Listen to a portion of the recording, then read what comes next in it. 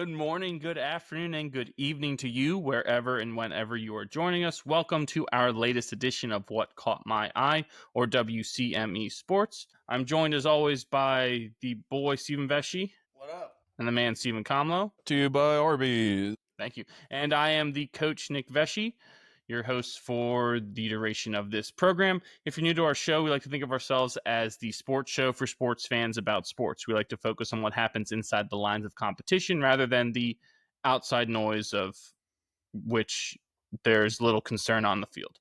Before we get started and into our top catch for the evening, just a reminder to follow us on all of our socials. That's on X, Instagram, Facebook, Twitch, TikTok, Threads, and Snapchat at WCME_sports. All of our episodes drop every Wednesday at noon on Spotify, YouTube, and iHeartRadio, and all that information can be found on our website, WCMEsports.com. Be on the lookout for our companion shows, WCME Soccer, Basketball, Hockey, and Golf. Those are also available on all of our streaming services. Again, that's on Spotify, YouTube, and iHeartRadio. Now, without further ado, we get into our top catch for this evening, and we turn to the championships for the NHL and the NBA. We're going to start first with the Stanley Cup playoffs. They are one more game into it, and a lot of drama, as they say across the pond, into it as well. We're starting game one between the Oilers and the Panthers, rematch of the finals from last year.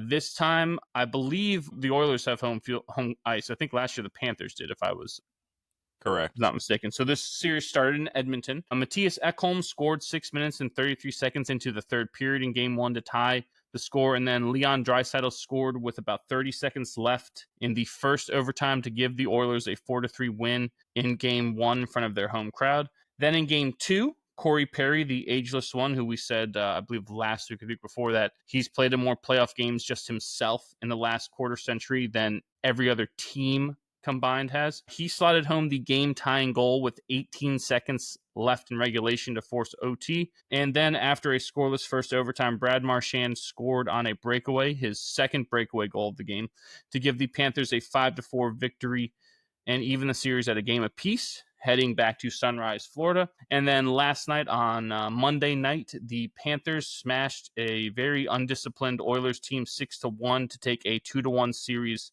advantage. Edmonton had the most penalty minutes in a Stanley Cup Finals game by a team, 85 minutes, since the 1986 final. I want to say they said it was game 6 between Montreal and Calgary. Yeah, Thoughts? Can't try to play Florida's game. Like, play your own game. I don't understand. Well, would you even say they were playing Florida's game? It just looked like they were taken completely out of their element. Let's just walk up to the closest person and just like take my stick like a baseball bat. That's what Florida doesn't do. do. They don't no, do I that. know, but if they you, make they you think inspire that exactly, in they their make enemies. You think that if you heard Evander Kane after the game, he was like, I don't know why we're like getting in trouble for all these things. Like, they've been doing it all game, all year, all this stuff. Like, no, they haven't. They haven't. Watching, but it's exactly a show. that.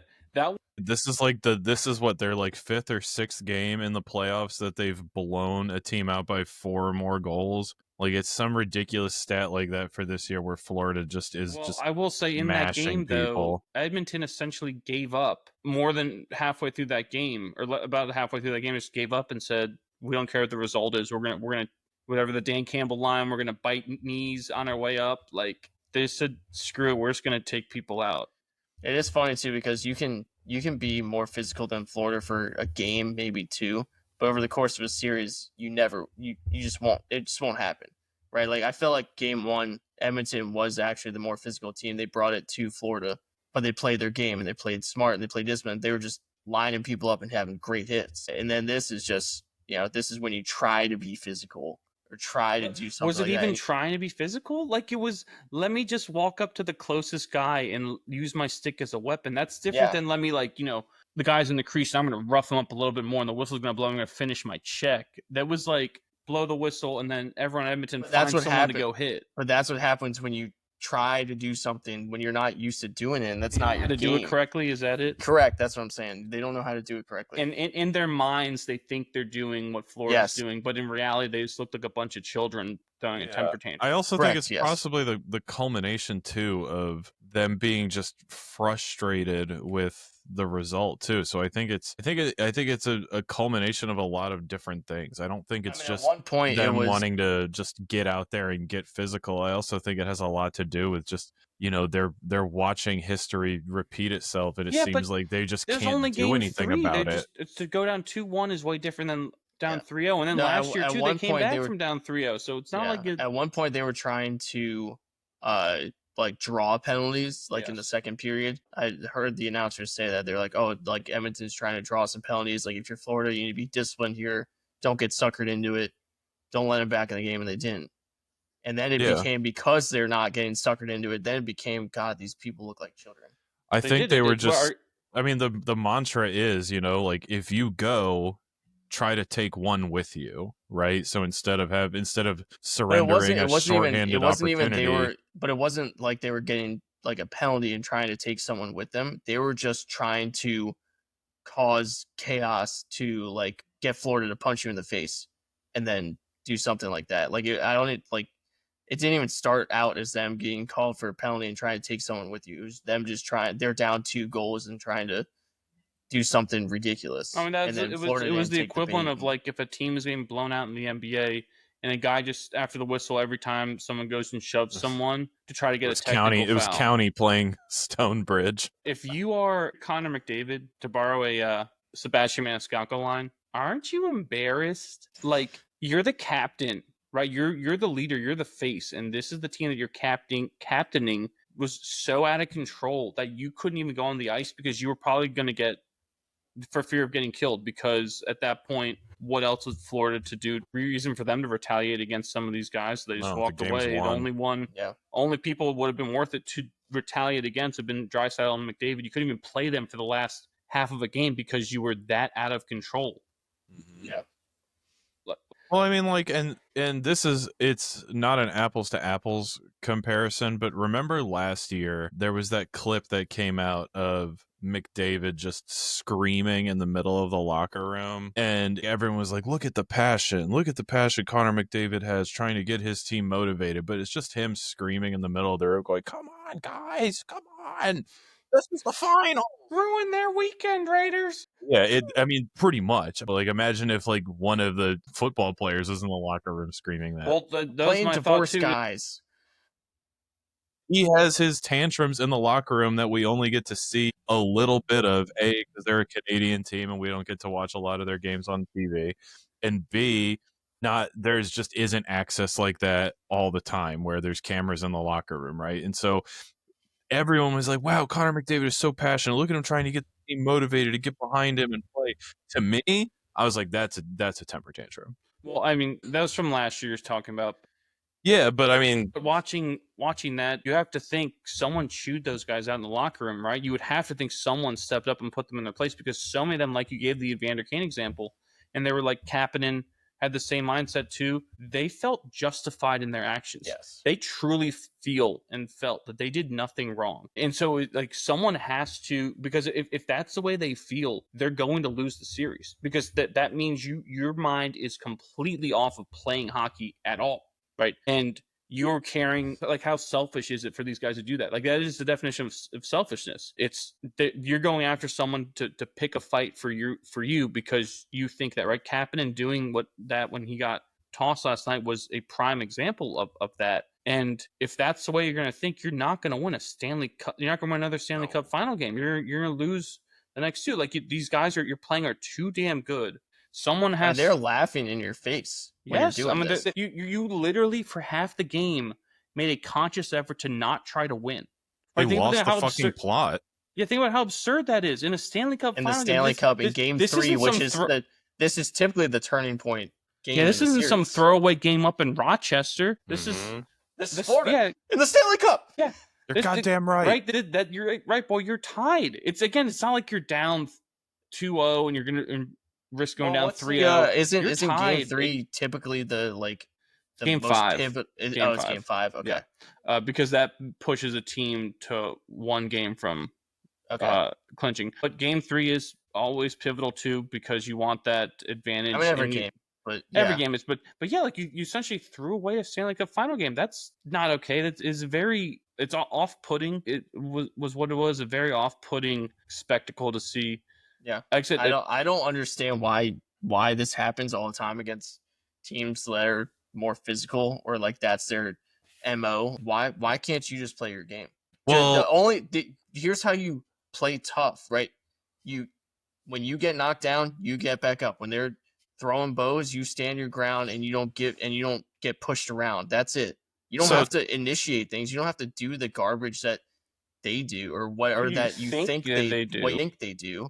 You don't have to do any of that. Just play your game. McDavid had a really good quote last night, and I think like when you talk about like the ability to play your game, they took their first penalty very, very early. I think it was like 5-6 minutes into the game or something like that. And they gave up 3 more in the first period. So, I mean, it is kind of tough, especially I think that was the first game in Florida, right? I think it's going to be tough to hit your stride and find your rhythm as a team. And like Nick said, you just keep taking penalties, then McDavid and Draisaitl aren't going to be out there at all, and much less, and if they are out there, definitely not in the ideal capacity that you would want them in. So McDavid just kind of owned it and said, we can't be taking penalties like that. It's not a good look for the team. It's not a good look for us to hit our rhythm. And you're not going to put together a full game of quality hockey when you give up that many penalties. As many good strides as I feel like the NHL's taken this year, that was not a good look for that league in general, because that literally just made it look like a bunch of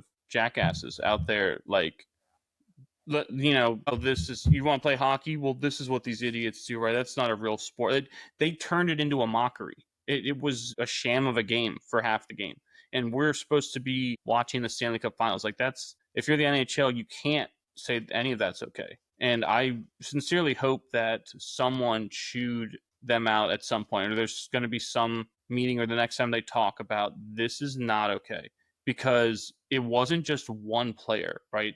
No. If it's just one player, like a rogue Sean Avery, you can deal with that, right? The some league can deal with that. Some people need to get. Some people are going to be seeing probably either the end of the pine for a good chunk of the next game, or you're going to see some new personnel in there. But if the coach feels like it's justified too, then it's also a problem. That's the issue. Do you think Bettman has to step in to tell them, like, what the fuck are you guys doing? I mean, the player safety, right? Shanahan or whatever. Brendan Shanahan. I think Shanahan moved on from that. Didn't Shanahan end up taking a position with the Red Wings? Maybe Gretzky has to. But I mean, that was my fear too. Watching that is, they were bordering on doing stuff that was suspendable. Now, the NHL is not want to do that. They find multiple people. George Peros. Yeah, isn't that awesome? That is awesome. Best mustache ever. But no, the NHL is not normally the type of league that would suspend guys for stuff like that, because you don't want it. Once you suspend someone, like as we, you remember this, it was the, I think, Suns Spurs series with Steve Nash, when Steve Nash was hip checked by Robert Horry, and the guys came off the bench and they suspended Amari Stoudemire and those guys, and that literally it ended the series, right? Yeah. So the NHL, it doesn't normally do that type of stuff because it could end a series. You might be onto something. Someone from the league office might have come in there and talked to them, or someone in Edmonton been like, "What the fuck was that?" Like, if they did, they'll keep it under wraps. Well, yeah, no, that's what I mean. Like, Knobloch was still copping a plea in his interviews as well, where he was saying, that's the head coach for Edmonton, for those that don't know, but he was copping a plea, saying, well, some of the penalties that we got weren't really earned or deserved. Right, and it's like, shut up, science. That's where, stupid science bitches come and make guy more smarter.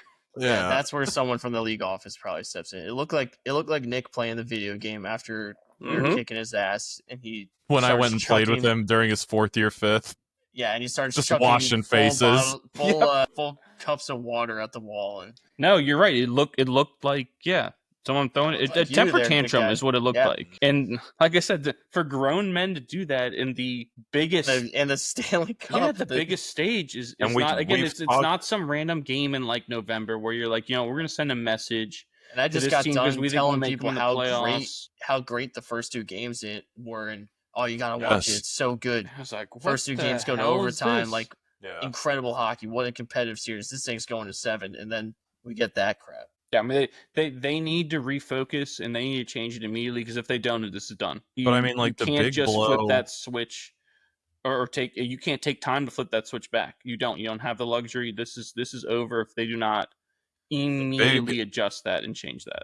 big consequence that I think comes out of this as well is that you have to hope that like Skinner and Picard aren't rattled after it. I mean, your starting goalie gives up it was Skinner let in 4 and Picard let in 2. I thought it was 5-1. 5-1. Yeah, I mean, that's regardless of how the game was played or what it was, your starting goalie still got shellacked for 5 and even goals, more and so that's something Skinner that's was in something on that some of the fits on shenanigans goalie. too. Like the Yes, one time he tried to draw the penalty, he clearly like stuck his leg out to try to He's trip done the that- guy, and he's it's done like that what?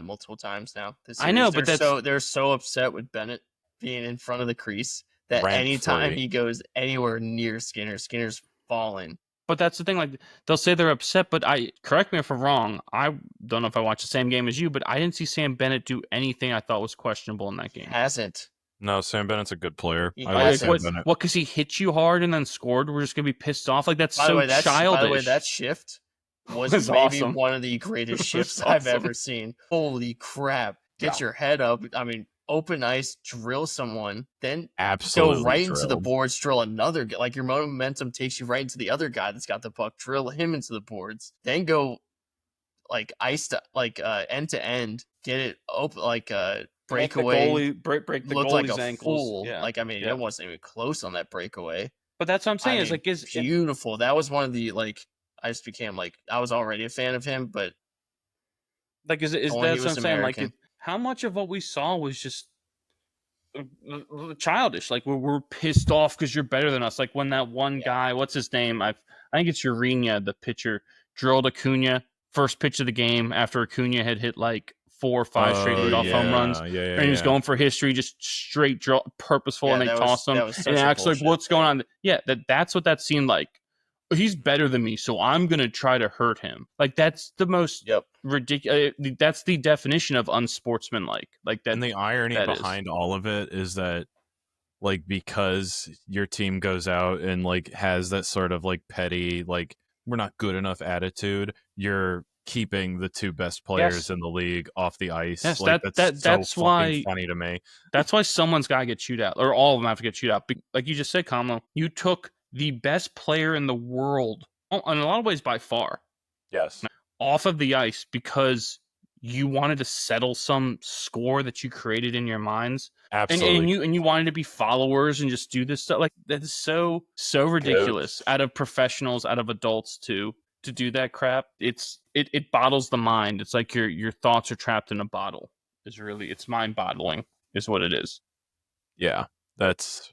And any more thoughts before we move on to the NBA? Before we move on to the NBA, with all the like playoff and Stanley Cup final craziness, I don't know if you guys saw TJ Oshie hosted his a surprise announcement, right? That was at the site of the fountains in DC where the Caps celebrated. And he announced his retirement. And it was an emotional watch, that's for sure. But I mean, he officially announces his retirement after 1,010 games. And there were a lot of fun stories that I don't think a lot of like general public that I certainly didn't know about him and like how he came to stay at Washington. But I mean, it was pretty cool. So I mean, just hats off to TJ Oshie for an amazing career. Whatever comes next, I'm sure he's going to be amazing at it. He's already been sitting on the desk for ESPN, I think, a couple times during the playoffs. So that was kind of cool. Can we get him to replace PK? I would love that. I PK like and his PK. I know you don't like PK. You guys don't like PK him. would be so much better without the ego and the outfits. But that's him. Yeah, that's why I'm selling That's why PK. he doesn't like him. I feel like it's staged. That's my dude, the issue guys on But that's ESPN, ESPN. like I think you would act SportsCenter, different were if it weren't drilling ESPN. him. If PK moved to TNT, do you think he'd be like a little more natural, a little bit more like? I agree. Yes. Yeah, it's probably forced. ESPN's fault most likely because that's usually how this works. They're personalityless douchebags. And they push it, and they want you to do like, this. oh, like I'll run with this. Be like, you need to do this. While TNT is like, just be yourself, right? Just go in there and have Turner fun. Sports is like, be yourself. As far, I mean, every pregame, postgame show, Turner Sports has the best one, right? NBA on TNT or whatever is like one of the best ones ever. And then I really like the NHL guys. Yes, I do too. But yeah, Very different personalities, but they all work in there because they're all not trying to be something they're not. 100%. No, I agree with you. No, the And ESPN Henrik coverage is Lundqvist bad. just looks more handsome every day. Mm-hmm. God, the suits that guy The wears. suits, They're I will, magnificent. God, his The suits double-breasted so suits sharp. with the turtleneck underneath. Oh my Starting god. to swell up. Sharp. Yeah, just went from 6 to midnight. A woman in the room. All right, moving on to the NBA Finals. We have the Pacers versus the Thunder, who are the number 1 overall seed in all the playoffs. Down by as many as 15 points in the fourth quarter, the Pacers took their first lead of the game when Tyrese Haliburton hit the game-winning jumper with 0.3 seconds left as Indiana stunned OKC to take Game 1 by a score of 111 to 110. That shot was ridiculous. I almost yelled. I think I did yell at the TV because I couldn't believe it. Literally first lead of the game, 0.3 seconds left. Right. He's so good. We need to talk about him as one of the most clutch players ever. I mean, it's at this point, it's true. It's not like a fluke. It's not like you get anyone can get one, right? Mm-hmm. One, this maybe is, two, whatever. He joined pretty elite company. This is with like Robert Ory. He I think put up like the third most points in like the final like 4 seconds of a game or 5 seconds of a game or something like that, and he's up there.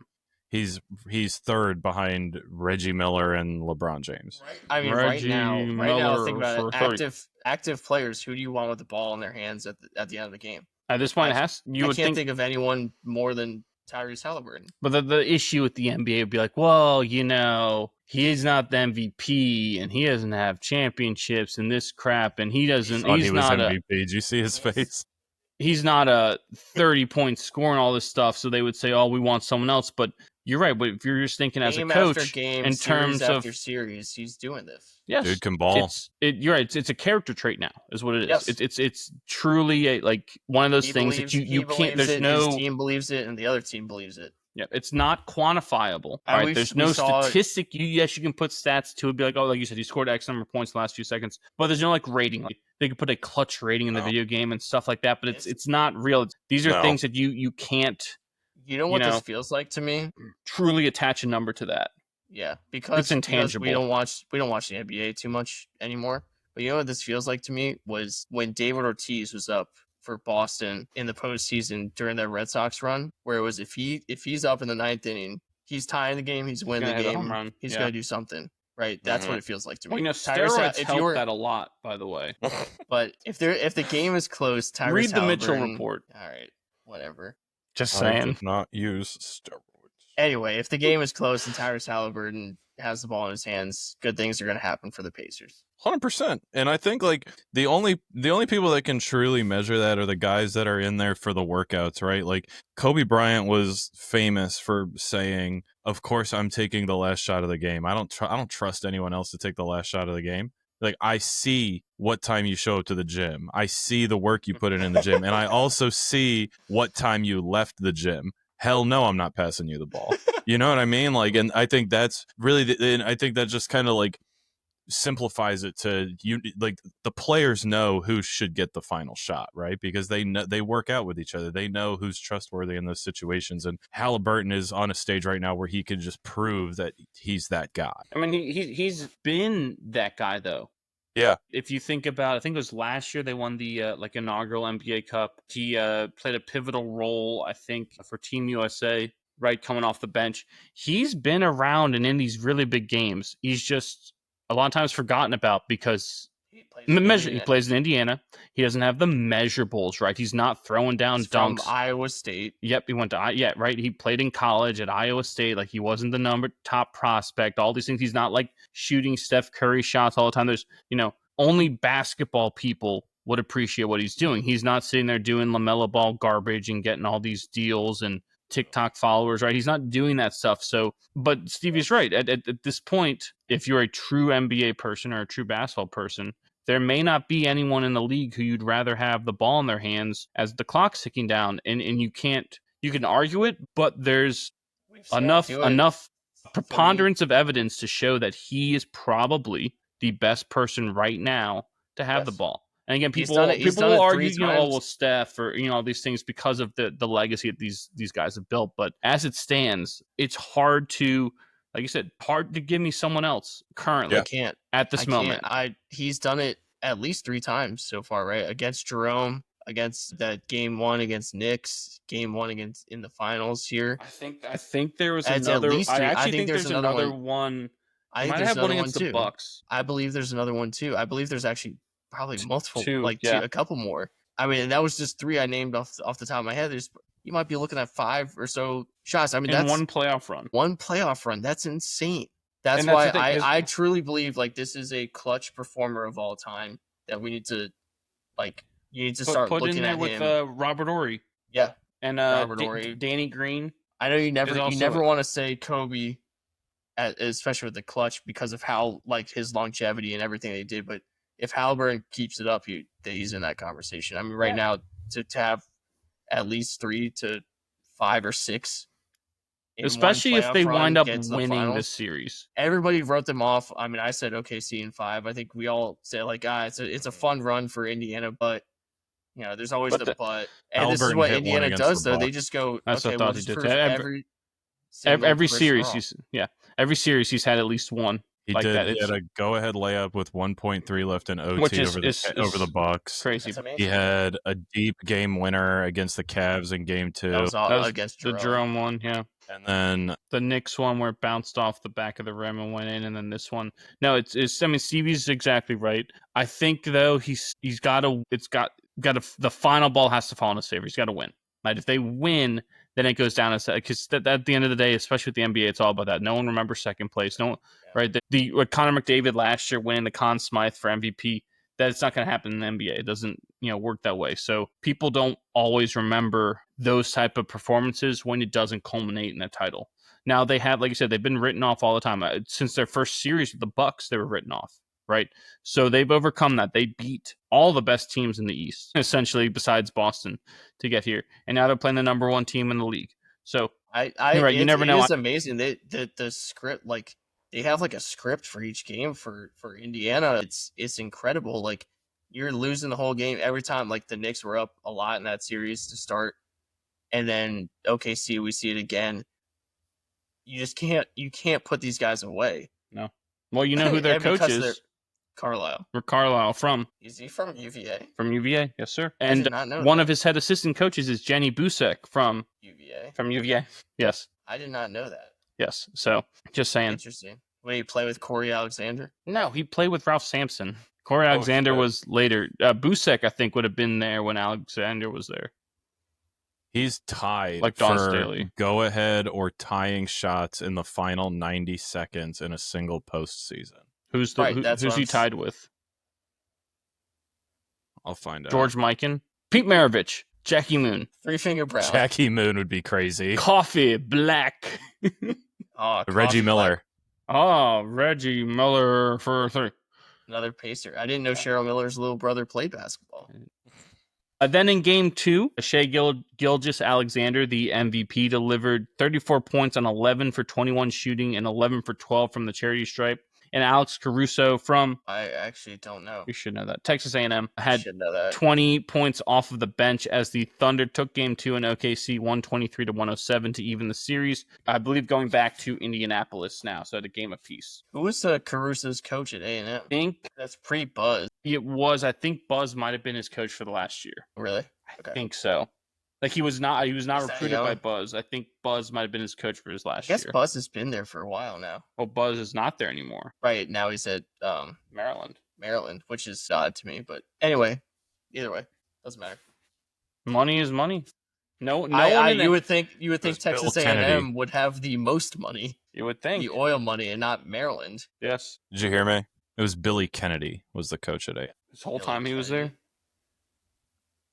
But he never was under Buzz? Kennedy took the helm as head coach in May 2011 and led the program through Caruso's entire collegiate career, including the standout 15-16 season that featured the school record 28 wins and a trip to the Sweet 16. So, yeah, he's much younger. So, Buzz was at Tech until 2020. Yeah. Huh. That's interesting. Right, because the same year... He plays like a Buzz Williams player. Maybe that's probably why you think about it. Yeah, that's a good point. Because Tech had a chance to beat Duke in that 2019. Should have beat Duke. Correct. Absolutely. And Duke should have lost in the previous round to Taco Fall and UCF. Yes, they should have. But I digest. Any more thoughts, NBA and playoff wise? No, I wouldn't be surprised if this series goes longer now after seeing Indiana continue to do what they do. I said 5. I think you said 7 or 6. But no, I said 6 because the NBA will make sure the Pacers win Game 5 so that it gets to 6 games, 7 other games. I can see it going as a longer series. In longer series, I mean 6 and 7. Yeah, it could. Yeah, I agree. Moving on to the French Open, the second Grand Slam of the year for tennis. We're going to start with the women's singles. Coco Gauff came back after dropping the first set to defeat Aryna Sabalenka 6-7, 6-2, 6-4 to claim her first French Open crown and her second major of her career. The previous major she won was the 2023 U.S. Open, when she also dropped the first set to Sabalenka and came back to win that major. Gauff is the first American to win at Roland Garros in 10 years. Serena in 2015. Shocker, right? Yeah, Who else? You could have given me a couple guesses on that one. Yep. It is the first number 1 versus number 2 final since Serena defeated Maria Sharapova in 2013, which I thought was interesting. That long at the French Open. Coco is the 5th U.S. woman to win 2+ Grand Slam singles titles before the age of 22. Again, she's still 21. 21. That took me back because I was like, really? I would have thought she was like 23. Because she probably started at like 16, 17, right? I thought she was 15 when she beat Venus at Wimbledon. Remember that? Bonkers, yeah. And the problem was there are restrictions in tennis for how many tournaments you can play until you turn like a certain age. I think it's like 18. But yeah, I mean, it makes sense, right?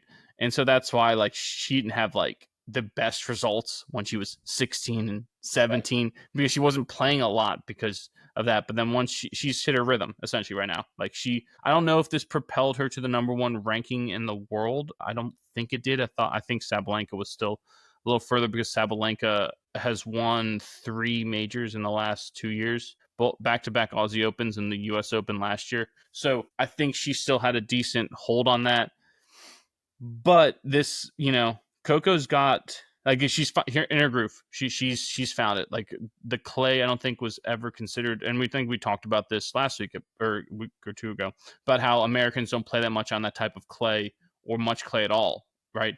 And so I don't think Coco ever considered this like her best surface. And so to go out and win the way she did coming back, and again the ripe old age of 21 seems like she's got it. She's got it all now. Like we are seeing her true potential come to fruition. And she's always been considered a contender for these majors in the last couple of years. But now it's even more so. Like almost like the expectation may be now that she's going to win. She's hitting the tennis prime. Yes. The tennis prime is like 8 years sooner than other sports. It is now, and that's changed a little with the training and stuff, right? You look at the Serenas, Djokovic is still out there. There's more. Federer's, Nadal's played late. Stan Wawrinka, Gael Monfils, Richard Gasquet. Some of these guys that aren't considered greats are still able to play when they weren't like those guys would have been done 10 years ago, right?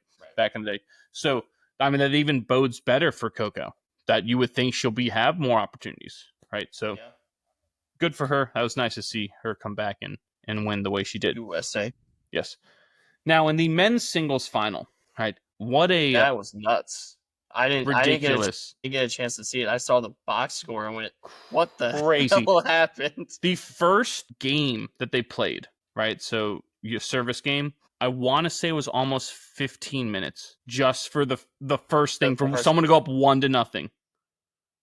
Go up 1, yes, was like 15 to 20 minutes. I was like, Jordan, this is a 5+ hour match. There's no way this is anything but, and it lived up to that. So in the finals, you had Carlos Alcaraz and Jannik Sinner, number 1 and number 2 in that as well, which was kind of cool to see both sides provide that. It was the longest ever French Open final. Carlos Alcaraz rallied from down 2-0 to beat Jannik Sinner 4-6, 6-7, 6-4, 7-6, 7-6. Which that means, again, the last 2 sets he won in tie breaks. So I know I looked at if you look at the little numbers on the tie breaks too, they're not exactly small numbers. Well, the final tie break was 10-2 because instead of having it be you have to win by 2 games, right? They kind of Wimbledon used to be like that John Isner Nicholas Mahut match went so long because you had to win by 2 games in the deciding set, and they changed that at Wimbledon. They all have different things now, but this is the thing at the French Open, is that you got to get to 10 points in the tiebreak, whereas a normal tiebreak you got to get to 7. So that's why that number stands out at 10-2. But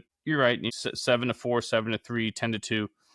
Crazy, right? And he faced, I want to say, he fought off 3 match points during those tiebreaks, during those sets, which is crazy. He is the 3rd man to win a major final after saving 3 or more match points in the Open era, which is nuts. It's the first time at a major, regardless of round, that Carlos Alcaraz has come back from being down 2-0 to win. It's the 2nd straight French Open title for Alcaraz, his 5th major overall. He's undefeated in major finals. He is the exact same age to the day that Nadal got his 5th major singles title. You said they're also from like the same training, or Nadal trained him or something. So Nadal, I mean, basically anyone coming out of Spain at this point went through Nadal's thing. This, like, training camp, like he created something on Nadal, I believe, was from Mallorca, and he has something on that island that's like his training thing. And basically, again, at this point, if you're from Spain, you're going through his thing.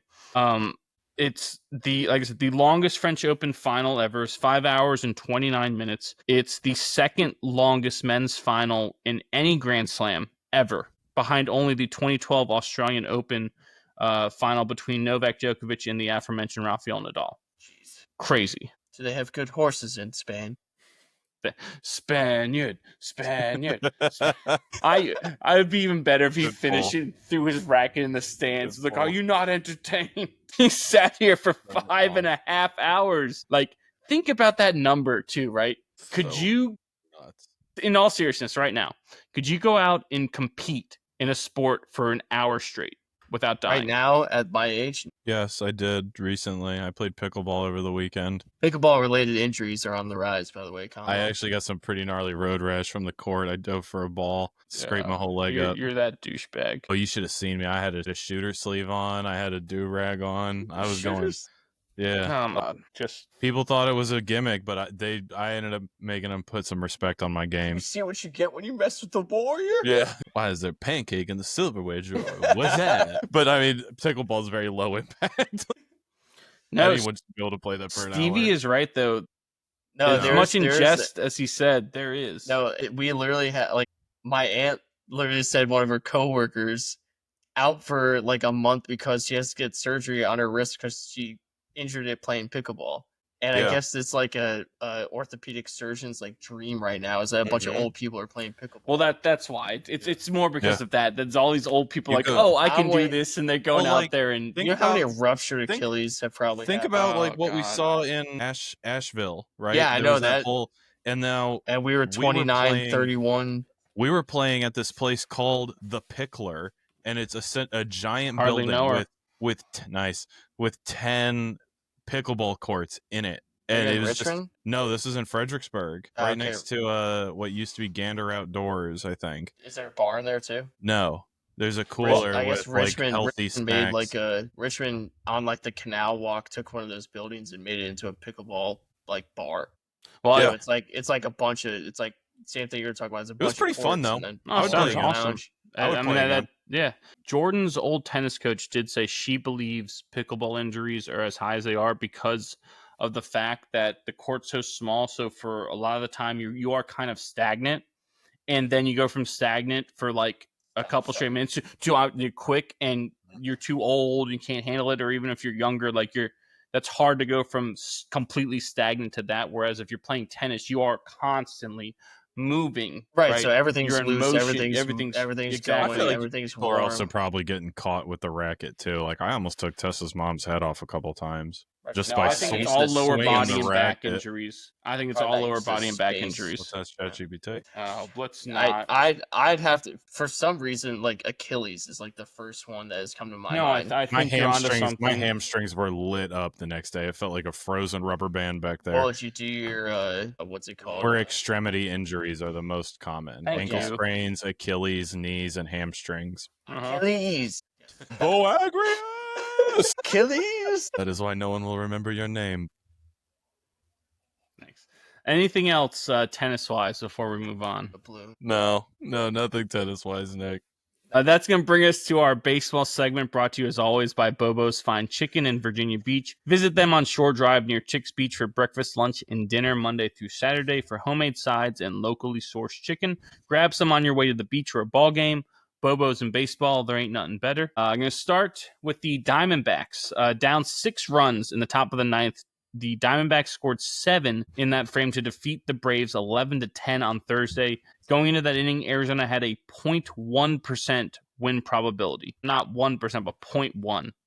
0.1% to win So that you're game. saying there's a chance. Exactly. And then on Monday night, after Seattle, they're playing the Mariners at that time, rallied for 4 runs in the top of the 9th, including Dominic Canzone's game-tying homer to send the game to extras. Arizona's Josh Naylor, I hardly know her, hit a walk-off grand slam in the bottom of the 11th to give the Snakes an 8-4 victory over the M's Monday night at Chase Field in Arizona. Moving on to the Giants, they had a couple walk-offs of their own this weekend. On Friday, this is not a good weekend for the Braves, by the way. On Friday, San Fran walked off the Braves in extras thanks to a wild pitch, and then the Giants backed that performance up on Saturday as third baseman Matt Chapman hit a walk-off 2-run homer in the bottom of the 9th inning, his 12th home run of the campaign, to give San Francisco their second straight walk-off victory over Atlanta 3-2. Then in Tampa, the Rays scored 2 runs on an infield single in the bottom of the 9th to cap a 3-run comeback and stun the Rangers Thursday 4-3. Did you see this, boy? So it was Taylor Walls is up, left-handed hitter.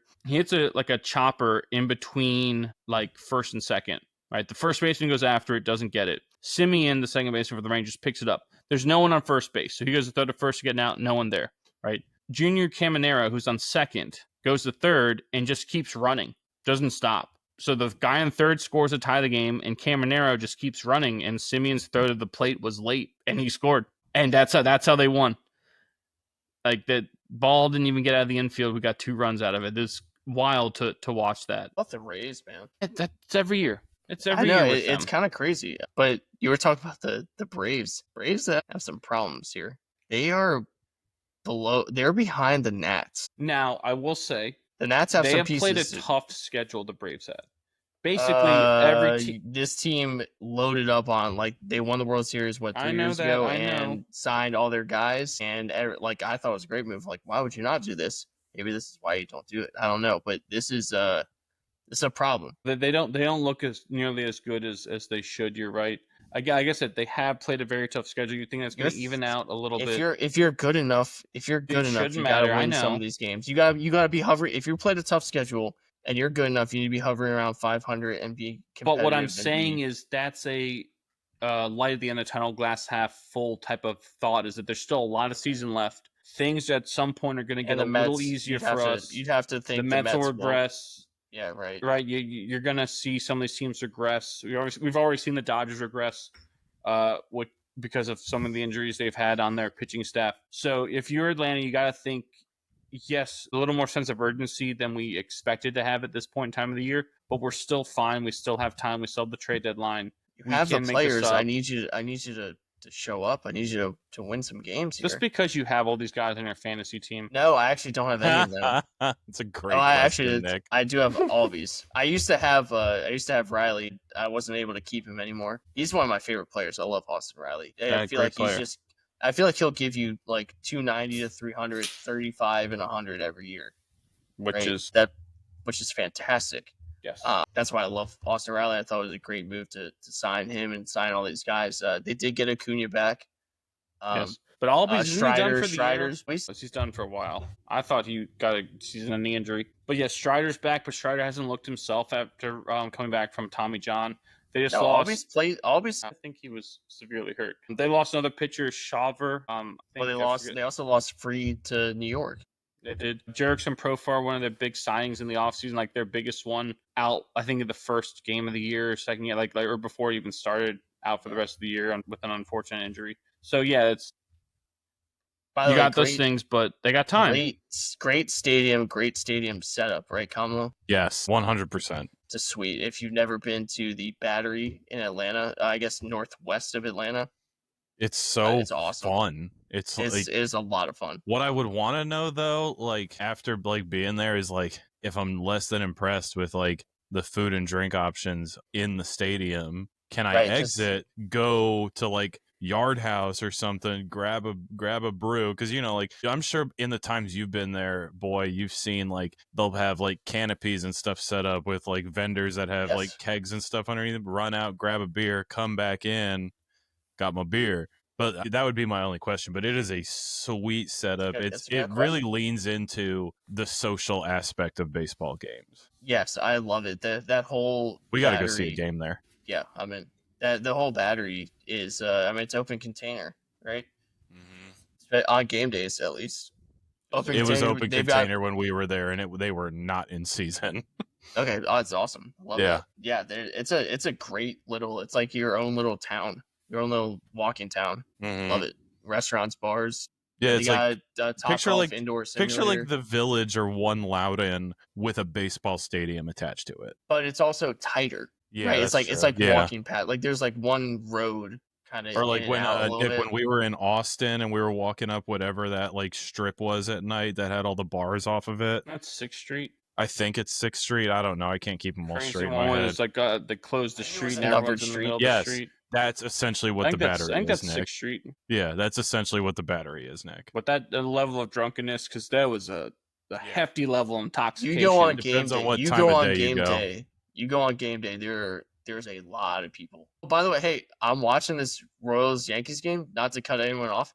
Taylor Clark's pitching right now. Yes, I actually was going to say that. He got a save the other night, I think. He's not done. Yeah. Like we erroneously reported a couple weeks ago. I couldn't find He's him. not done. Our apologies to Taylor Clark then. And yeah. He's pitching, I think he's pitching a handful of games. Is he throwing smoke? Very well. Hell yeah, let's go. We are, by the way, 2 for 5 combined against him. Yeah. Let's let that be known. That's 400, by the way. I want that. Thank you, Nick. That's a 400 batting average. Moving on to the Brewers and the Padres after Luis Arraez doubled in the tying run in the top of the 9th for San Diego. Milwaukee's Caleb Durbin hit a walk-off homer in the bottom of the frame to give the Brew Crew a 4th win over the Fathers on Saturday. Then Ivan Herrera's 3-run homer in the bottom of the 8th gave the Cardinals the lead entering the 9th, but Toronto's Jonathan Clase sent the game to extras with a solo homer, his 2nd home run of his career. And then Alejandro Kirk delivered what would be the game-winning double in the 10th to give the Blue Jays a 5-4 win over the Redbirds on Monday. And the last thing I wanted to bring up was the Yankees-Red Sox series over the weekend. They will meet again, by the way, this coming weekend. I don't know if you know that. Past weekend was in Yankee Stadium. I believe this coming weekend will be in Fenway. But, boy, thoughts on that series, which the Red Sox wound up taking 2 games to 1. The Yankees took the first game, and the Red Sox took the next 2. I wasn't able to watch, much of it. Yeah, have any thoughts at all? I was in Pennsylvania and New York. So Yankees territory. Yeah, we had it on watching some of it. Felt like it was high scoring affairs, and it was kind of up and down a little bit. Well, I would say my biggest thought is the reason the Yankees only took 1 game out of the 3 is because the same old stories we've talked about. Lack of pitching depth. Yeah, definitely. Right? And lack of offensive production outside of Judge. Right. In Game 3, Judge hit 2 home runs. Is that what you're getting at? Because I was harping on this the week prior. Yes, Judge hit 2 home. I mean, perfect example is Game 3, which I believe they lost 11-7, 11-9. I think it was 11-7. Judge hits 2 home runs, and you're going to lose the game by 4 because you give up 11 runs to a team with guys out there who don't even have 11 combined home runs in their career. Yeah, right? Yankees do not turn Aaron Judge into Mike Trout. As much as that may sound like a compliment, the reason why I'm saying it is don't have him put up these astronomical numbers for your team to be irrelevant or not win championships or whatever it is. Do not turn into that because again, I'm watching they're up 5-1 now, but okay, they're on tonight, whatever it is. But none of these guys scare me in the postseason. Yeah, exactly. I don't trust them. And it's crazy. The guys you would trust are aged. Goldschmidt, LeMahieu, right? Stanton. Yes. Those are guys that 5-6 years ago, I feel great. Now, no, not really. And that's the issue too. That it's do you trust Judge in the playoffs? Even with his poor playoff record, I still trust him. I'd still rather him be up. Absolutely, even though, probably right at this point, the track records there is probably going to strike out, but. you're right. At this point, is there anyone on that roster you'd rather be up instead of him besides maybe Stanton, because Stanton is proved to be electric in October? I would say no, right? And again, it's the biggest issue that has plagued the Yankees the entire time Judge has been there. It's like, let's just all stare and watch this guy and not do anything and just, we won and move on. It's like, you gotta help him out. Like we talked about last week, and I think even the week before, like, he can't do everything. You can't be losing games. How many games did they lose where he hits 2 home runs? It's that Dodgers game. I think he had 2 home runs. They lost 8. Yes, it's stupid. That can't happen. Yes, I know he's at this point, I'm sure you say too, the best player in the sport, even with Ohtani, because Ohtani's not pitching. He's the best player right now in the world. Yeah, I agree. Even with the best player in the world, he can't do everything. And boy, you bring up a valid point, because Mike Trout was the best player in the world for those years. He had no help. So he would go out there, hit 2 bombs, and you would lose 8-4. And it's remember like a few years ago, it was going around on social media. It was like Mike Trout hits 2 home runs, goes 4 for 5. Shohei Ohtani's done something we've never seen before on a baseball field, and the Angels lose 10-3. They've lost 4 games where Judge has hit more than 1 home run. This year? Yes. May 10th versus the A's, they lost 11-7. 31st against the Dodgers, 18-2. And then June 1st was no, that can't be right. Did they lose back-to-back nights, 18-2? No, that's a typo. No, that must Chat okay, GPTs. yeah. It probably and went then, from like so then 3. So then against the Sox, 11-7. That can't happen. No, right? They're all recent, by the way. It's what? They're all recent. Yes. Yeah. I mean, it's like what has plagued them in the past too. Like Garrett Cole would go out there. I know Garrett Cole's hurt this year, but go out there, pitch really well, and you lose the game, and then you lose 4 games in a row because the guys coming after him aren't good enough to win. Yeah, right now too. All right, let's break down a little bit, because we've talked about their offense. What about their pitching? Because I haven't really paid attention too much to it besides Fried, because it's on my fantasy team. I mean, so Fried they is got Fried and Rodon, right? Fried is his ERA is under 2. Yes, Fried well under 2. Actually, Fried has been fantastic. Yeah, Fried's been fantastic. He's looked very much like Garrett Cole has looked. Where like, give him the rock, he's gonna go 7. He's gonna go 7 innings. He's gonna turn out right. But then outside of that, you can't trust anyone. Yes, Rodon's numbers look really good, but the loss he had to the Red Sox is a microcosm of what his tenure in New York has been, where beat up on the shit teams and loses a or like, he'll throw 5 shutout innings and then all of a sudden give up 2 3-run homers in one frame and the game's done. Right. And in a matter of like 10 pitches, right? So that's kind of like, that's why I don't trust him at all. I don't care what his ERA would be. I can't trust him. Him and his bulbous noggin that adds like 12, adds a whole foot to his height. He's listed as 6'2", but he's got a 7-foot head. Noggin. Is his head bigger than Conlon's? Yes. Have you seen? Fuck, man. Have you Are seen? we serious right Have you now? seen? Can you take off your hat and show me what size that is, Conlon? No, you guys are sick individuals, and I want nothing to do with you. Let's wrap it up. That is probably 7 5/8. It's actually bigger. No way. Are you kidding? I had to go a size up because my hair is so long and thick and luscious right now. Christ. And if you don't believe me, 7 3/4. You gigantic noggin. Can we Google what Carlos Rodon's hat size is? It's got to be like that or bigger. yeah, I got it. I seriously thought he was like 6'5", 6'6" because the size of his head. 6'2". I was like, no, By the way, freaking way. Biggest head we've ever seen in Kevin person. Mensch?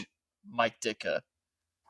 Yeah. Mike Ditka had an absolute noggin. Why is his neck was so thick all those years playing tackle football? Just lighting up a stove in his restaurant. So there's apparently stories where fans have bought his game worn hats at auctions. And it's like the hat size is cut out.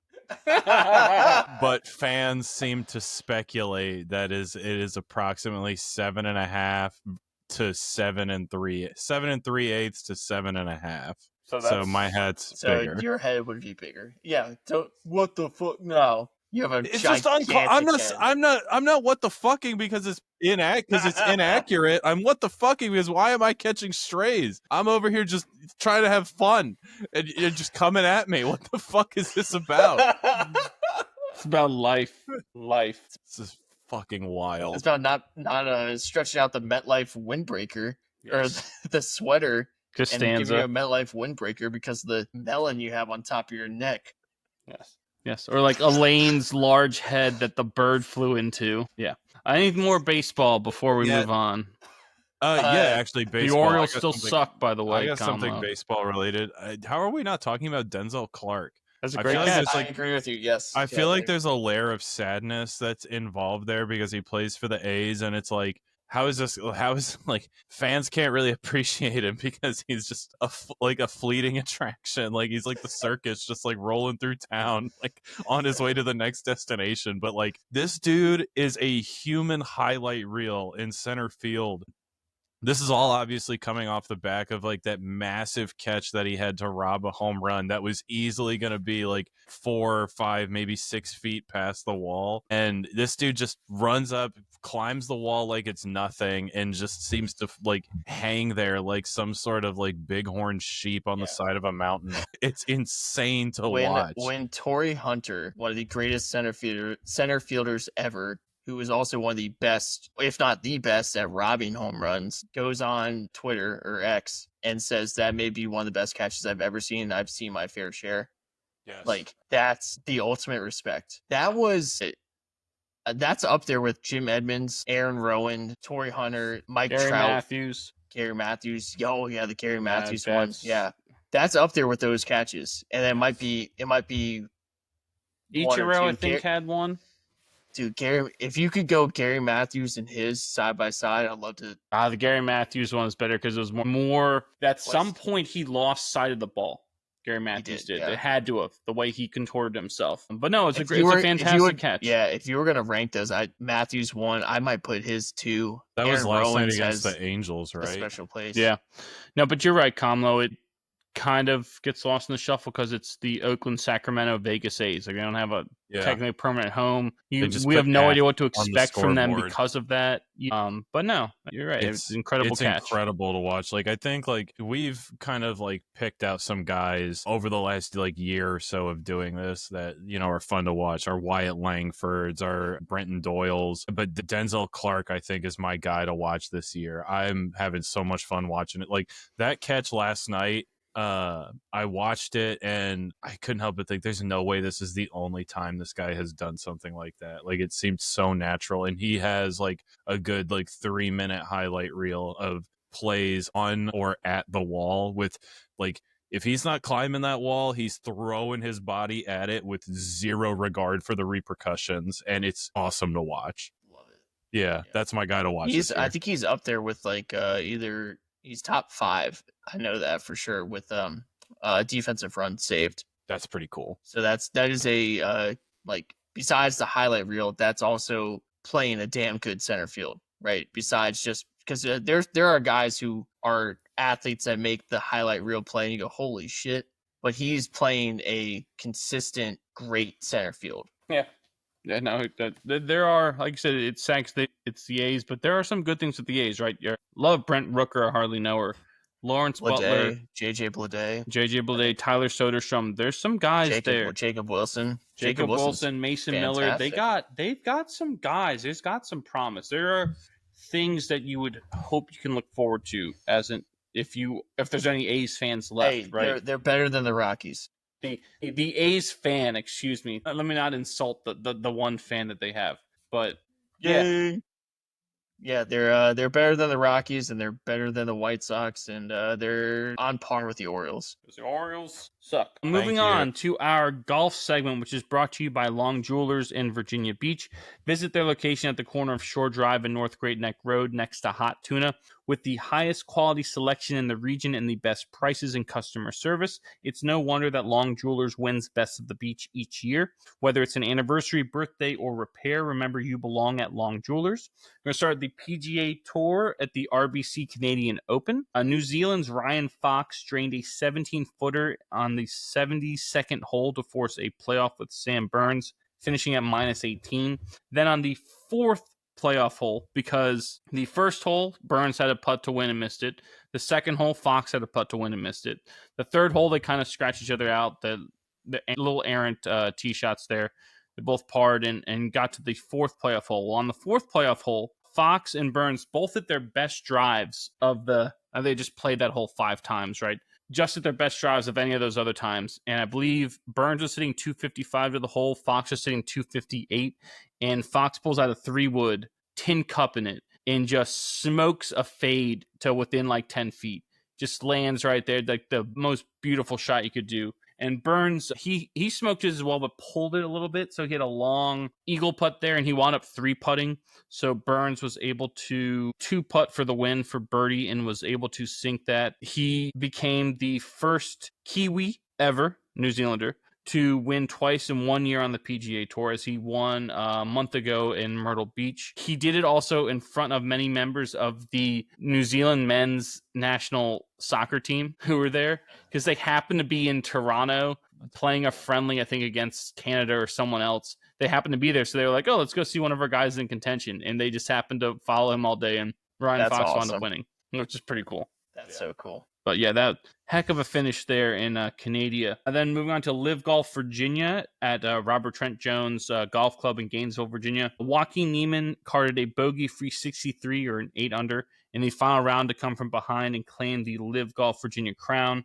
by 1 stroke at -15 over Graham McDowell and Anirban Lahiri. It's Niemann's 4th win in 8 Live Golf events this season, and his 6th overall on the circuit, making him the winningest Live golfer in their short history. Anything else golf-wise before we move on? Yes, although he comes up short in the playoff, that second place finish is huge for Sam Burns in terms of Ryder Cup. Absolutely.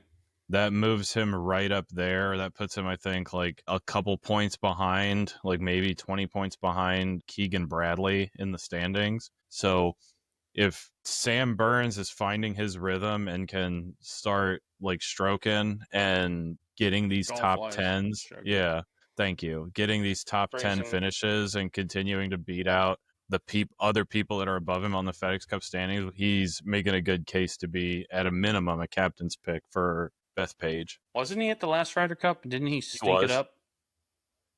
I believe he was. Our reporters in the field, David and Bailey, were there. So Sam Burns was definitely on that Ryder Cup team, but I don't know how much playing time he got. He didn't get much. No. But yeah, no, that's interesting. Another golf thing. Like Kamala, you wanted to bring up the U.S. Open. Yeah, that happens this coming weekend at Oakmont and right outside of Pittsburgh, right? I believe in Pennsylvania. Yes, a big deal, and it's going to be crazy. I know that the mark of the U.S. Open is we want the toughest conditions to identify the best golfers in the field. This course is going to burn some people to a crisp. I'm trying to get pictures because a friend of one of my work buddies was at the practice round today and got some pictures that I'm trying to get him to send me. But he was saying that, he was following around a couple big names. Morikawa's name came up quite a bit. And Morikawa's caddy was like talking over one of the par 3s. And he said, look, dude, you're going to hit driver on this par 3. Yeah, it was like 290. Yeah, well, it was 290 to the widest part of the green. And Morikawa, who was playing with Xander, I guess, was like, I'm going to hit driver on a par 3. And I guess Xander was like just ribbing him for it. Like, nice club there, chump, just kind of, but Pussy. And then Morikawa's caddy was like, if it rolls off the back, the rough is shorter off the back, we can get up and down, we can get our bogey and get out of here. And so to hear caddies that saying that like their game plan is to hopefully get bogey and get out of here, I think what a lot of people are going to be speculating is that if you're 1-2 over come Sunday morning, you're in the conversation. Because we're going to see scores over par are going to be crazy. I guess Scotty was walking around with like a posse of like 10 people. And the first thing I thought of was what we were talking about last week, where it was about his ability to scramble and recover. And I was like, yeah, I mean, you probably need a whole team to navigate the rough here at Oakmont. And so That's I'd what- imagine that's he's getting a actually- lot of opinions there. That's on actually what I worry about with him on this course. And I know a lot of people, it's like he should be the odds-on favorite because of what he's done and everything. Like, why it's like Scotty versus the field at this point, right? It's getting to that point. But that's what worries me, is that he does go into the rough a lot off the tee, and that rough at Oakmont is bonkers. But you got to think that, Teddy, his caddy, I think would probably just say, you know what, Scotty, let's play it a little bit safer. Let's go 5-wood, 7-wood off the That's tee. a good point. And we'll hit that same club again. That's a good point. He doesn't have to. Right. That's a good point, because he's been able to, because of the courses, let the big dog eat. And if it gets sprayed left or right, not a big deal. We'll hit it out of the pine straw. Yeah. We'll take it out of this rough or whatever, and we'll still stick it within 10 feet and be fine. And yeah, it's course management is what it's going to be for him. So who you got? Give me Scotty. I actually like Morikawa because of his iron striking ability. Yeah. I actually like Morikawa in that. So coming into this, who are you gonna take, boy? I'll take Morikawa. Coming into this year, I had pegged Aubert to win this, but Aubert has not played that well this year. So I'm gonna change my pick to Justin Rose. Okay.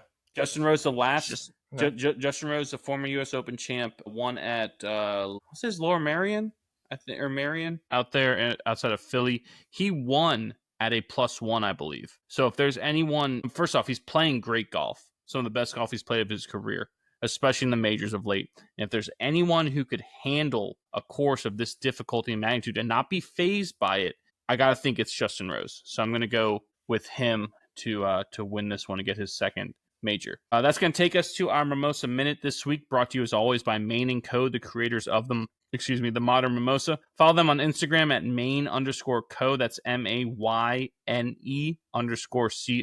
And visit them at mainsip.com to order your modern mimosas today. Maine & Co., championing women's athletics since 2020.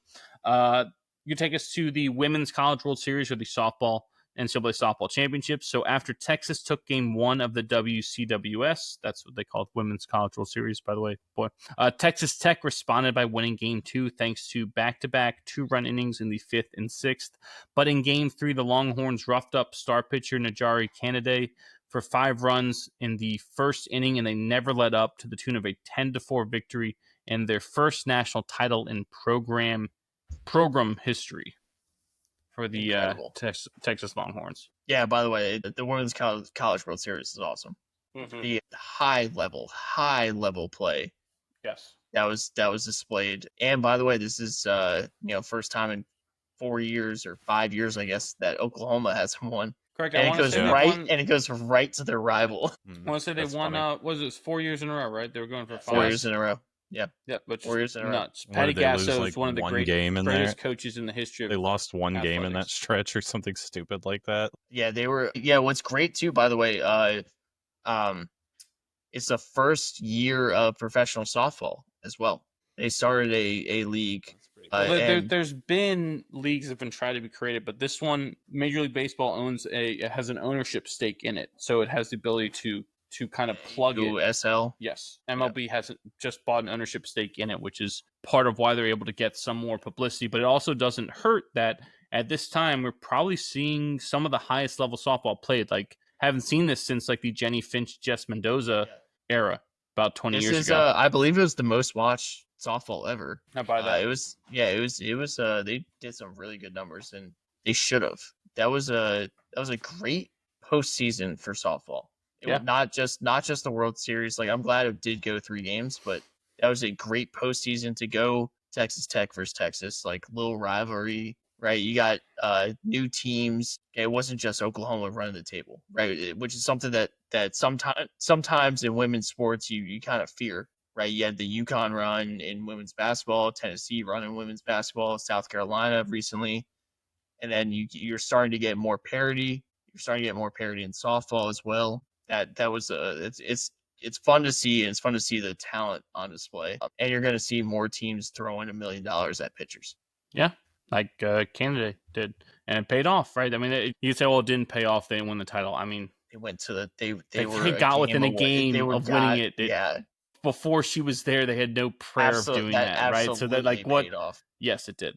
By the way, Texas Tech apparently has like by far the most amount of money in NIL. Have you seen the football transfers they've had?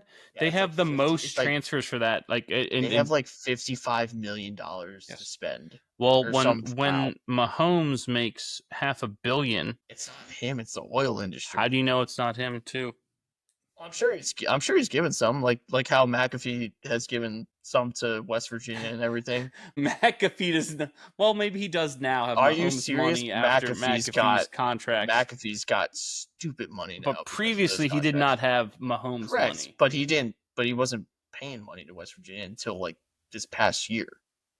He does now. He does now. But what I'm saying is that other teams besides Texas Tech, A&M, maybe some of the LSU, like that's oil money. That's different money. Yeehaw. Arkansas, not propane. Arkansas needs to be better, right? That's Jerry Jones is They an need to be better. Arkansas alum. Yeah. Offensive lineman there. Yeah. That's going to take us to our favorite segment, brought to you as always by One Legacy Title and Escrow in Jacksonville, Florida. Follow them on Instagram at One Legacy Florida and visit them at onelegacyflorida.com to see how they can help you with your next house closing. One Legacy Title and Escrow, because your legacy matters. And this week we went with our favorite sports cities for sports, if you want to look at it that way, which is basically saying the same thing. Who would like to start us off? I'll go. Hit it. Okay. Honorable mention, I'm going Baltimore. Knew that. Boo. Right off the bat, I'm going Baltimore. If I was on board with more, Baltimore teams, it would. There's two teams. Yeah, I know there are two. I'm only 50%. Yeah, That's if it was 100, it'd be more. But yeah, Jesus. No, I'm going Baltimore just because of the Orioles, just because of the warehouse, just because it's a fun way to spend. And the wire, it's a fun way to spend a day, right? You can make a day out of going to Baltimore for an Orioles game, or I guess if you're into this sort of thing, a Ravens game. Stay at the Inner Harbor. You go to the Inner Harbor. You go to the National Harbor. You go to the Guinness Brewery, right? I mean, Baltimore. I mean, it has its fun. Guinness Brewery is not even in Baltimore. You take a wrong turn, you're going to be facing down the wrong crowd at the Momart. You know what I mean? Know where you're going. Uber. That's a good. Yeah. So take me to number 5. Number 5, I'm going to go with Miami. I'm going to go with Miami in the 5-hole. Inter Miami, owned and operated by David Beckham. They're a fun team to watch. You got the Panthers play out of Miami. No, they play in Sunrise. It's the same thing. No, it's not. Yes, it is. It's like you the got Patriots the saying they play out of Boston. They play at you got that. Yeah.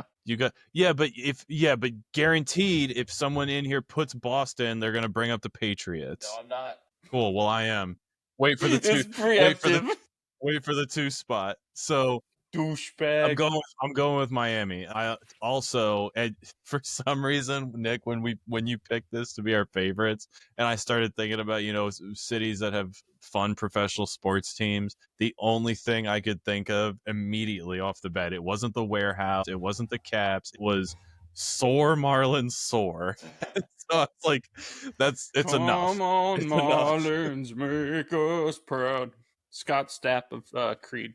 There you go. Number 4, I'm gonna go with LA. I'm gonna go with Tinseltown. Love the Lakers, and the Dodgers have just been so much fun to watch lately. I'm not saying I necessarily like the stadium, but there's stuff to do, right? I also really, really like the Galaxy. I got on board with the Galaxy. Here we go, Galaxy. Yeah. Here we go. There you go. Come on, Peter. Shut the fuck up. Number 3. Now we start getting into the really, really good ones. I'm Denver. Put me down for Denver. I knew that was going to be on yours. Spent a lot of time at the Pepsi Center where the Avs play. Tried to go to a couple Rockies games. They got snowed out, believe it or not. So that was pretty cool. But Denver is a really fun place. You talk about the 7th Street Mall. You talk about all the fun breweries. It's so scenic as well. Denver is a lot of fun. And it helps also that, the Nuggets are very, very relevant right now. But yeah, Denver's a fun spot to go. Number 2, I'm going with Boston. I'm going with Boston. I mean, it's a city of championships, right? And having been there myself, it's not a bad place. It's not a bad environment. You know, you feel generally safe. Love the city, hate the sports teams. Yeah, I yeah. think that's a really good. I think Cleanest city I've ever been in. You legitimately could put food on the sidewalk and pick it up and eat it, and it'd be cleaner than if you ate off your I'll own do kitchen that, table. but if you I'm wanted not to, I saying suppose that.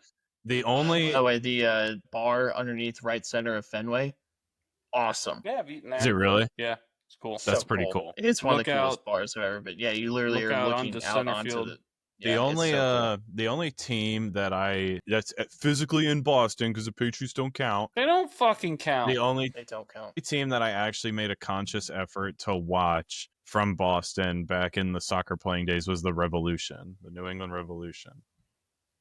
You and They're your pretty- crew versus me and the Revolution. The Revolution. And then number 1, I'm going with our nation's capital. I'm going with DC. That absolutely ridiculous. I love going to DC for sports games. So I have fun when I go to DC to watch Caps games. This whole sports weekend we did for the collective birthdays a few years ago, that is still one of the best fun. weekends. That was a lot of fun. So much fun. Everything from the brunch that we were 45 minutes late to the Wizards game, the Caps game, to the weird basement rum bar you dragged us to. That place was great. He Horrible. only hates it because he lost credit card roulette. to the guy that ran around the hotel checkout morning with a knife. It's all part of the experience, honey. I genuinely love it. Nick, do you remember senior trip when we went and saw the monuments in DC? How many people fucked off from the monuments to go watch the Mystics scrimmage at what was then the Verizon Center? I didn't do that. I went to Chinatown with Kearney and I haggled with You have some a random war sword. bodega guy and I bought a wolf cane, a cane with a wolf head on it that had a sword that's screwed into it that you could pull out of the cane. You brought it on a school bus and then into a school. In my defense, I had no until idea you there got was home and heard the rattling in it. No, it was and all we of were a sitting in sudden- Fuddruckers, and Fuddruckers, Kearney was like, Jesus. "I think there's a sword in this goddamn thing," and I was like, "What are you a talking about? I thought I just sentence. bought a sweet ass cane." And Kearney's literally just sitting there in front of the window, a glass window facing the street, and Kearney's just messing with it. And in the middle of Fuddruckers, pulls out the sword. Like, oh no, there's a sword in there.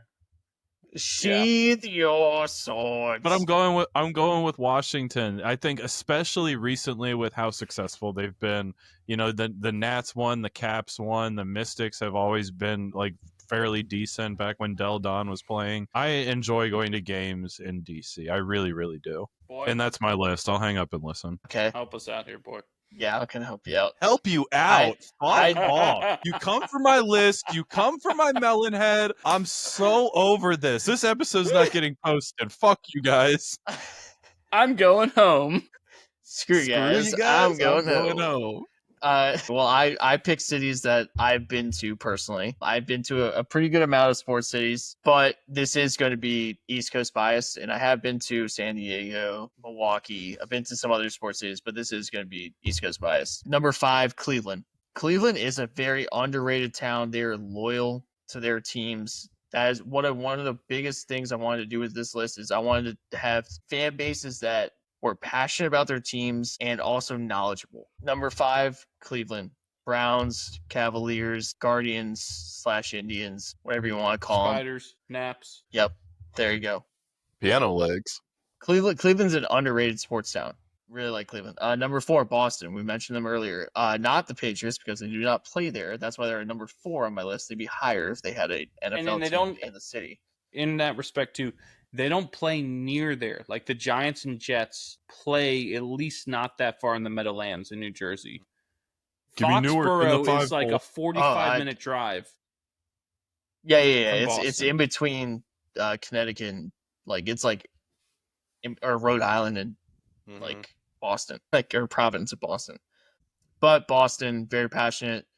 When you think about Boston, Celtics, Red Sox, Bruins, right? Big 3 sports there that are These guys are knowledgeable. They know exactly what's going on in Boston. Number 3, Pittsburgh. You're going to be hard-pressed to find a more passionate or I shouldn't say passionate, more loyal fan base than the Pittsburgh fan base. They travel well.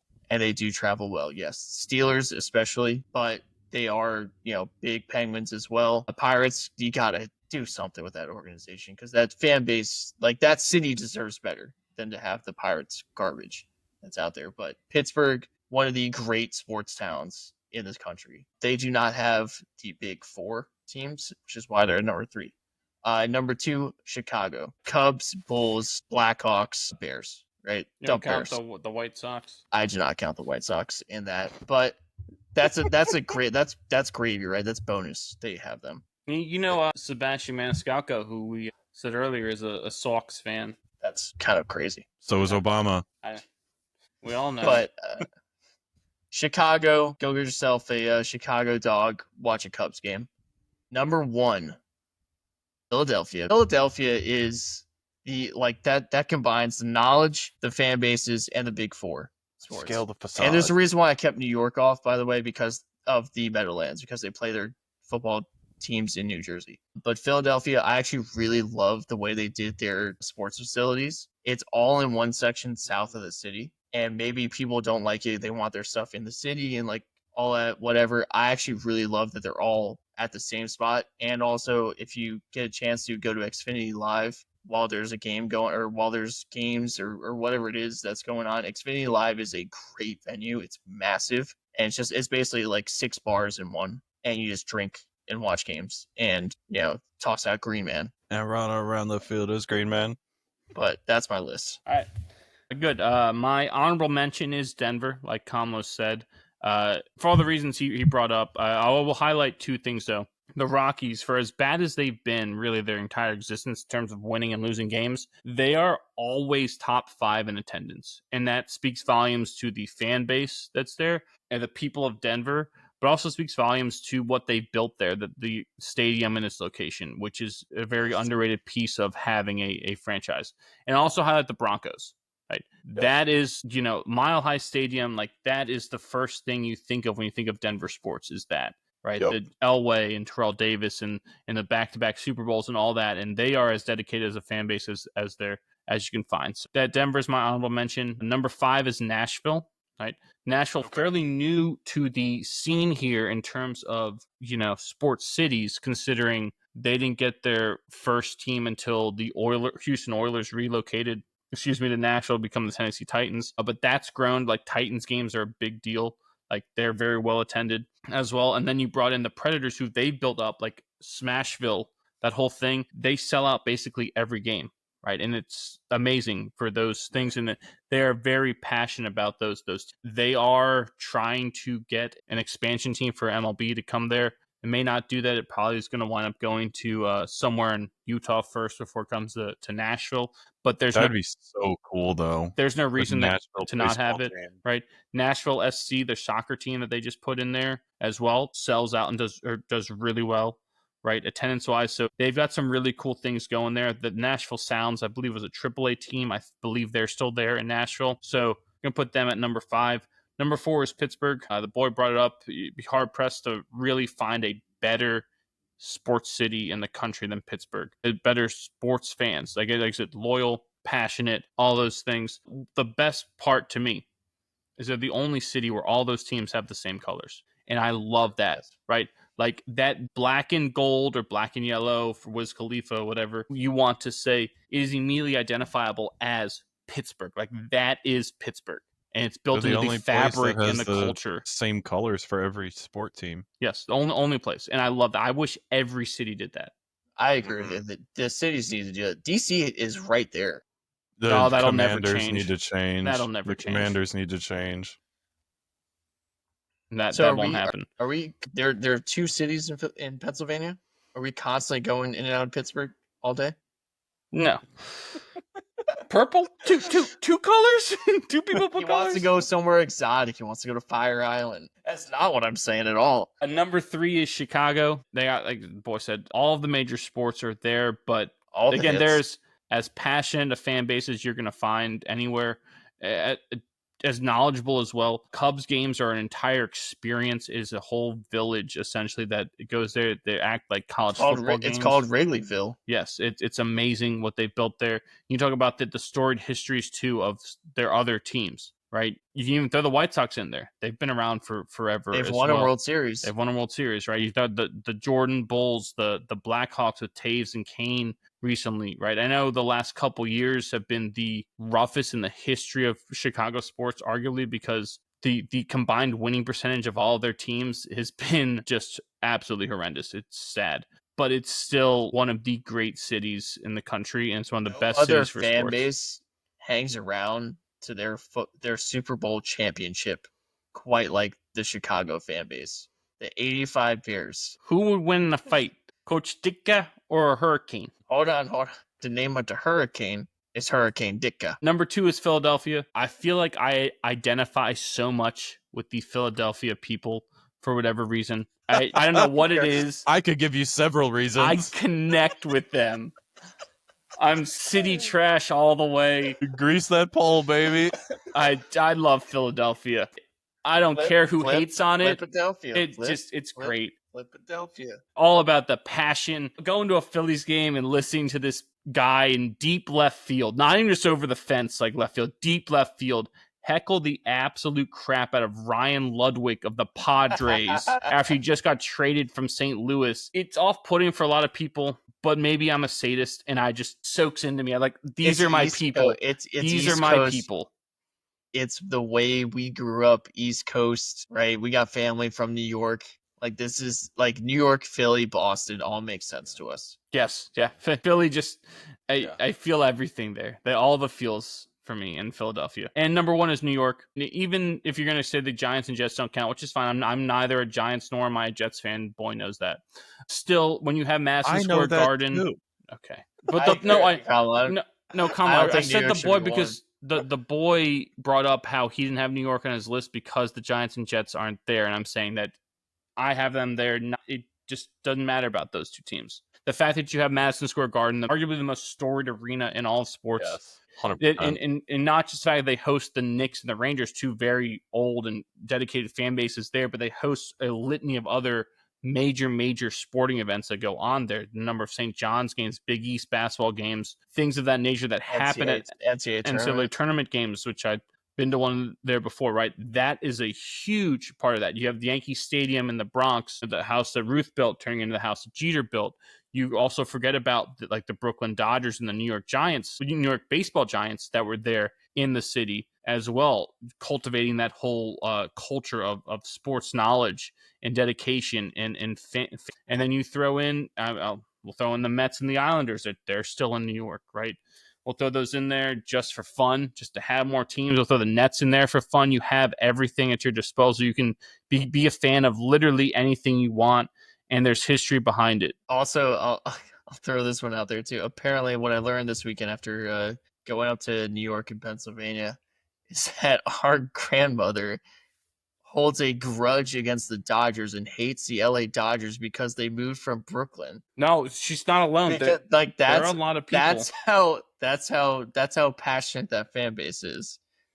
How dare you move from Brooklyn or whatever and hold this grudge for how many years is that now at this point? 70 years. I think it was 56. Don't quote me. I want to say it was 56 that the Dodgers moved to LA with the Giants moving to San Fran. I find that incredible. But because also part of it too was the Dodgers moved when they were at their best. So it wasn't like they moved because, we're not doing well, let's change the scenery and stuff.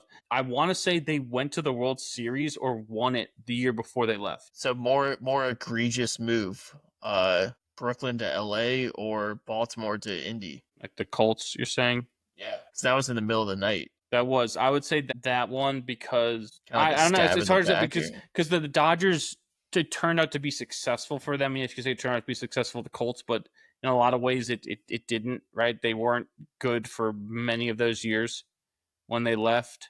Right? And so it's like you're going to leave in the middle of the night and then you're going to suck for whatever it was, 30 years until Peyton Manning saves you. Peyton Manning, saves you, and now you're not going to be good again. Right? That one's probably more egregious. The Dodgers won was a team was eventually going to have to move out there. And so it was who's it going to be? Yeah. But didn't the And city Brooklyn's refuse not even to a give city, them? it's a But borough. you had three. Yeah,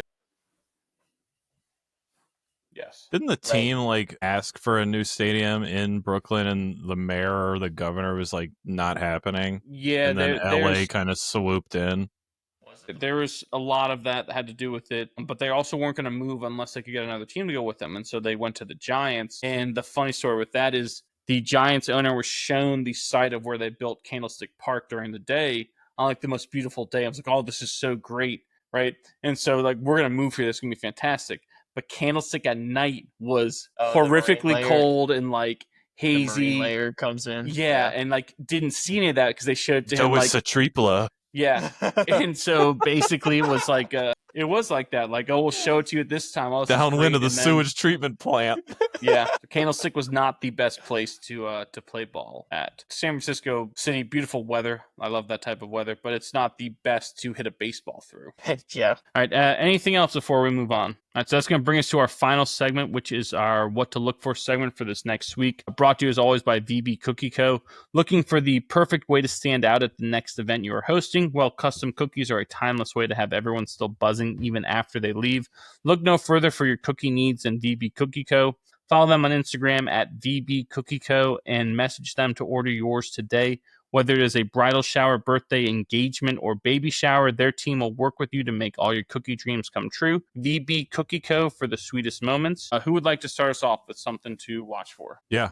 I mean, outside of like the U.S. Open for Father's Day weekend, obviously that's a big deal. Happy early Father's Day, boys. And the Stanley Cup playoffs. What I think I'm most looking forward to is Paige Beckers is back on the court Wednesday night. Clears concussion protocol. Her minutes aren't going to be restricted. I'm back on the WNBA. I'm back. Paige Beckers is going to be on the court putting up monster numbers. Couldn't be more excited. Nice. Boy. I had like one request for fathers for my first Father's Day. I want to sit and do nothing but watch the U.S. Open. Maybe some Stanley Cup. I know. I laugh at your proposal. Maybe some Stanley Cup if it's on.